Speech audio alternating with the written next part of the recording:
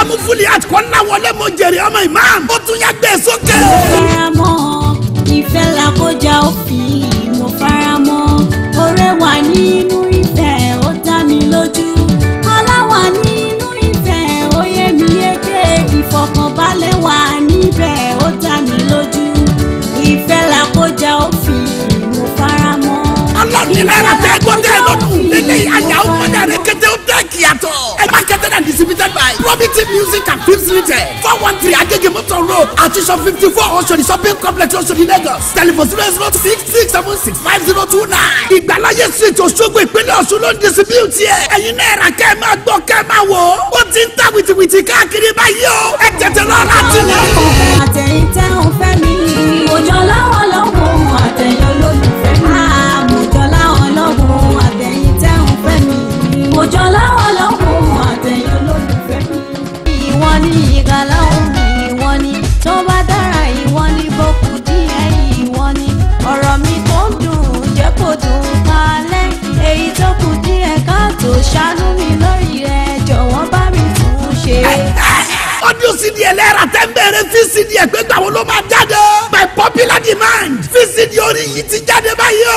Orin Ajé Amúfúlì àtikọ́lá wọlé mo jèrè ọmọ imam ọlọ́run ní la kọ́lé. Audio CD ẹ̀ ṣì ń ta rẹpẹtẹ dọ́là. Orin tọ́lọ̀ yọnu sí orin gbígbàdúrà.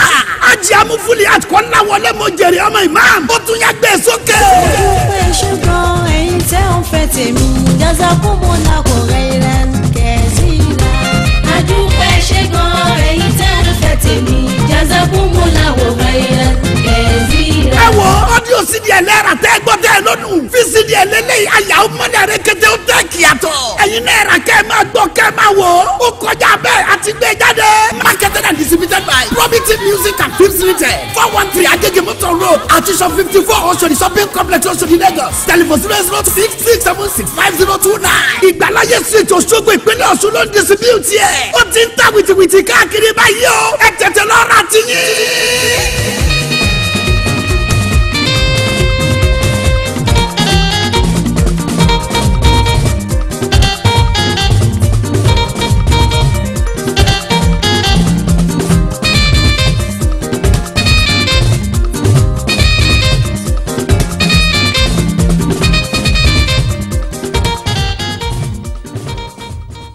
Olúwa ṣàánú àwa obìnrin lọ́dọ̀ ẹ̀yin ọkùnrin ìlú wa. Ẹ ń ṣe wá bí ó ṣe wù wá, ẹ ń pè wá lọ́lẹ̀. Ẹ kò ní Bídèmí Price lẹ́ ń gbọ́ yìí. Women's rights làkọ́lé ẹ̀. Ẹ gbọ́ kí lè tó àwọn obìnrin lágbàáyé. Kí làwọn ọkùnrin ṣe táwọn obìnrin ò lè ṣe. Bídèmí Price faraya kọrin yìí nítorí gbogbo obìnrin lágbàáyé ni o. Women's rights ẹ̀tọ́ àwọn obìnrin. Tíráàkì kan tún lè lẹ́yìn ó yá gbé sókè. Ẹ jẹ́ ká yìn bàbá. Ẹ jẹ́ ká yìn bàbá. I say make we praise the Lord o. Ẹ jẹ́ ká yìn bàbá. Women's rights ẹ̀tọ́ àwọn obìnrin. Orin Bídèmí Price. Ó ti jáde sórí audio cassette, audio CD àti VCD. Marketed and distributed by Robinson Music and Films Limited. 413 Agege Motor Road, Artisan 54, Oshodi Shopping Complex, Oshodi, Lagos. Telephone 00667650029. Women's rights ẹ̀tọ́ àwọn obìnrin. Tọkùnrin tóbìnrin ló gbọ́dọ̀ ra eléyìí. It's a must for every home. Ó yẹ máa rà ó.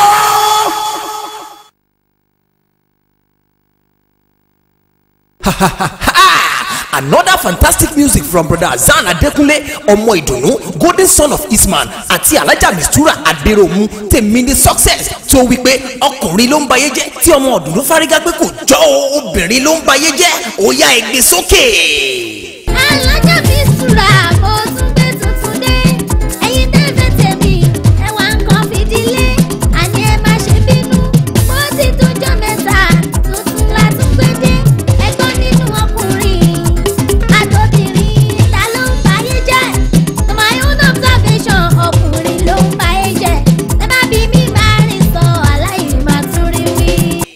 di gbọ́mi sí omi ò tó èyí wá dá controversy lẹ̀ láàrin bàbá àtìyá àwọn ọmọ méjèèjì nínú ilé èyí ló mú kí alájà Kafayat ẹni ayé ń fẹ́ pẹ̀lú àlùfáà Kẹ́hìndé Oríyọmí sọ sí ọ̀rọ̀ náà. àgbà ni ó sọ níbi tí kìíyàwó sí àgbà ni ó sọ níbi tí kìíyàwó sí ọ̀gẹ̀dẹ̀ ń bàjẹ́ sí ń sọ bó ń pọ́n pẹ̀tẹ́pẹ́tẹ́ lájú pọ̀ pàṣí tó ta kò sẹ́ni tí yóò bá ògbógbò wà lárí bá wí. àgbà ni ó sọ níbi tí kìíyàwó sí ọ̀gẹ̀dẹ̀ ń bàjẹ́ sí ń sọ bó ń pọ́n pẹ̀tẹ́pẹ́tẹ́ lájú pọ̀ pàṣí tó ta kò sẹ́ni tí yóò bá ògbógbò wà lárí bá wí.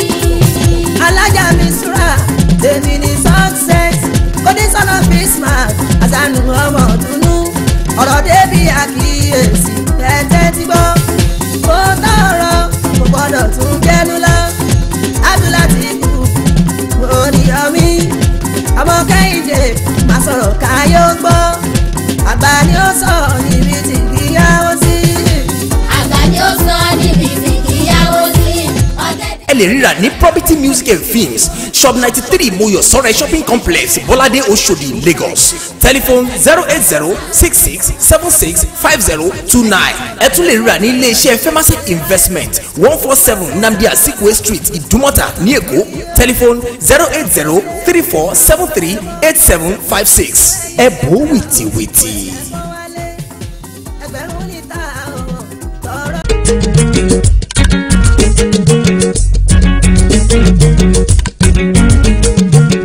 ẹ̀rọ kan bẹ́ẹ̀ lára tó bá dá gbogbo ara dá ó má jẹ́ ara bàjẹ́ wá láyé ń bẹ níkùn. ẹ̀rọ kan bẹ́ẹ̀ lára ó ń bẹ lára àìsàn ẹ̀ẹ́bà láyé ń bẹ níkùn.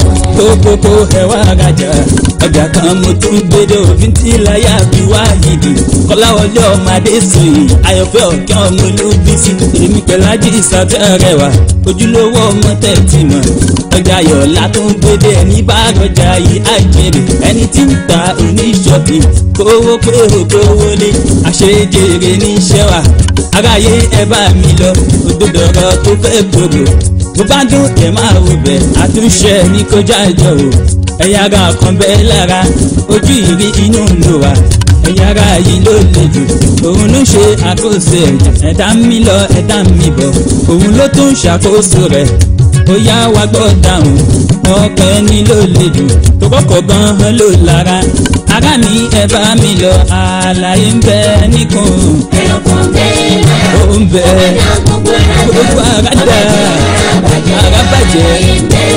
wàá máa sún ní àlè sànà ìlàlẹ̀ náà sí i wàá máa lè kọ́ líbò ìlànà yàtà kọlábù nìsíàntàn tó nígbàgbé láti yọ ìsàn èèyàn jẹ́ onígbàgbé ya ìlú anọ́sùn ohun tó ń yí ni kọ́líbù ọkàn ló ń jẹ́ bẹ́ẹ̀ o èèyàn tó ń jó nígbàgbé o ọkàn ló ń ṣiṣẹ́ fún o irinṣẹ́ ọmọ èèyàn irinṣẹ́ ọmọ èèyàn lọ́kàn ta ló ń yíyan o ká sọ pé orí ilé ni ká sọ fẹsẹ̀ lọ́la o ó lè ní aṣebi ilé ni o ká ṣe rere lọ́la o la ò ṣe ní dídú sọ̀rọ̀ fẹ́ni tó ṣe ebi fún wa ọkàn ló ń ṣiṣẹ́ yẹn o ẹni tó ṣeré lónìí má gbára lé púpọ̀ o ó lè dọ̀la kó ṣe bí ọkàn ló ń ṣiṣẹ́ yẹn o ká má gbára lé ènìyàn torí ọkàn ta ló ń yí ẹ lálàyé tó ń bẹ nípò ó ń bẹ lára ó bá bàjẹ́ ara bàjẹ́ ṣé bó ti rí nìyẹn ṣé bó ṣe tọ́ nìyẹn ṣé bó ti yẹ náà nìyẹn ta ló fi jọ. ṣé bó ti rí nìyẹn ṣé bó ṣe tọ́ nìyẹn ṣé bó ṣe tọ́ nìyẹn náà ni ta ló fi jọ. ìyá alásàlátù tó ń ṣépè ta ló fi jọ. abalẹ̀ mọ́mù tó ń mutí ta ló fi jọ. yáṣẹ́wùwẹ̀ yín mutí mú ọ. ta ló fi jọ. síwájú gíní tó ń gbé. ta ló fi jọ. mukadamu tó ń dáràn. ta ló fi jọ. ṣé o wá dàmú fi bọ́ wa. ta ló fi jọ. babaláàgídò fi bọ́ wa. ta ló fi jọ. ṣé o kàmọ́lì ò fi bọ́ wa. ta ló fi jọ. babalágbàjò fi bọ́ wa. ta ló fi jọ. afọ oní 419. ta ló fi jọ. ṣẹ́wọ̀n onífẹ̀ẹ́ àgọ́. Táyọ̀ fíjọ́. Mùkádàmù oníkátàlí. Táyọ̀ fíjọ́. Òkúrọ̀ mi. Subhanaka ya Anam. Subhanaka ya Ma'anam.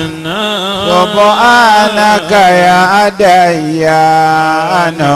Subhanaka ya Sultan. Allah subhanaka ya Allah. Subhanaka ya Hannan. Subhanaka ya Mannan. Subhanaka ya Dayyanu. Subhanaka ya Sultan. Subhanaka ya Allah. Subhanaka ya Anan. Subhanaka ya Ma'anan. Subhanaka ya Dayyanu.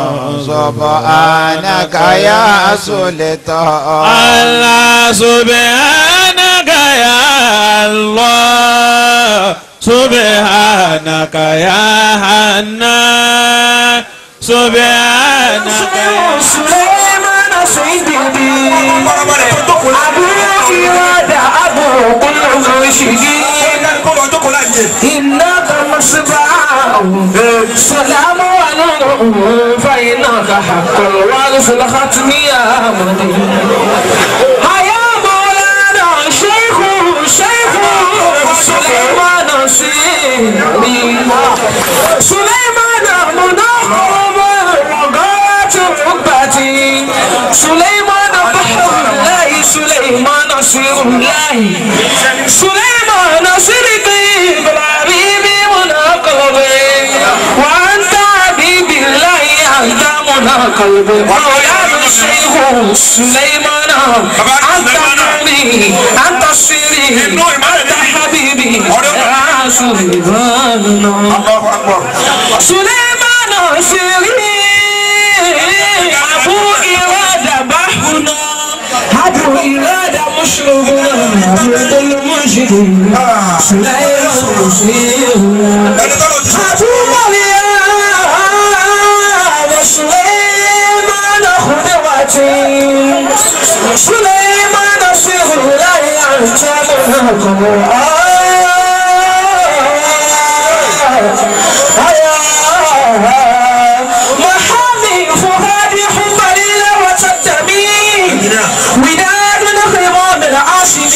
فخم أدابي عادل عاشقين بفكري هو ذاك رفقا المسيمة محمد محمد أبي سليمان عليه صلاة الله ثم سلامه وعد الله الشيخ إبليس الشيخ وعد الله قدوة سليمان قدوة وعد الله الشيخ إبليس الشيخ أستاذنا مولاي سليمان فاروق عليه السلام مولانا شيخ سليمان وقال في الدنيا بشر سليمان والله بابا بابا نفوفوا أني مالا أشوفك إلى أمريكا أني مالا أشوفك إلى كندا أني مالا أشوفك إلى والله ولا مالا شيخ سليمان شيخ الله حبيبي يا مولانا سليمان سليمان شيخ الله